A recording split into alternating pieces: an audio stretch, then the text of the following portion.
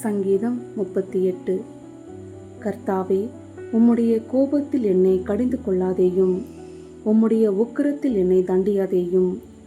உம்முடைய அம்புகள் எனக்குள்ளே தைத்திருக்கிறது, உமது கை என்னை இழுத்துகிறது. உமது கோபத்தினால் என் மாம்சத்தில் ஆரோக்கியமில்லை, என் பாவத்தினால் என் எலும்புகளில் சௌக்கியமில்லை. என் அக்கிரமங்கள் என் தலைக்கு மேலாக பெருகிற்று, அவைகள் பார சுமையைப் போல என்னால் தாங்கக்கூடாத பாரமாயிற்று. என் மதிக்கெட்டின் நிமித்தம் என் புண்கள் அழுகி நாற்றம் எடுத்தது. நான் வேதனைப்பட்டு ஒடுங்கினேன், நாள் முழுவதும் துக்கப்பட்டு திரிகிறேன். என் குடல்கள் எரிபந்தமாய் எரிகிறது, என் மாம்சத்தில் ஆரோக்கியமில்லை.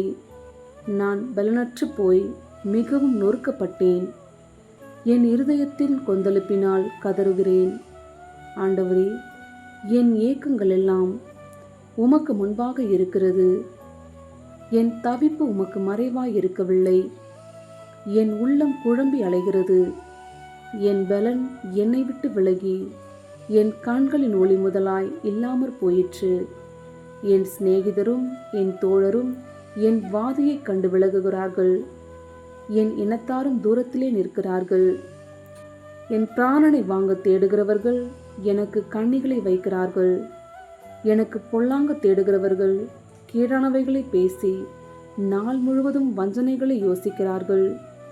நானோ செவிடனைப் போல கேளாதவனாகவும் ஊமையனைப் போல வாய் திறவாதவனாகவும் இருக்கிறேன்.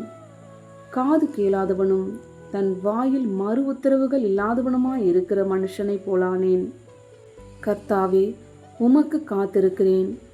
என் தேவனாகிய ஆண்டவரே, நீர் மறு உத்தரவு கொடுப்பீர். அவர்கள் என் நிமித்தம் சந்தோஷப்படாதபடிக்கு இப்படி சொன்னேன். என் கால் தவறும்போது என் மேல் பெருமை பாராட்டுவார்களே. நான் தடுமாறி விழ ஏதுவாயிருக்கிறேன். என் துக்கம் எப்பொழுதும் எனக்கு முன்பாக இருக்கிறது.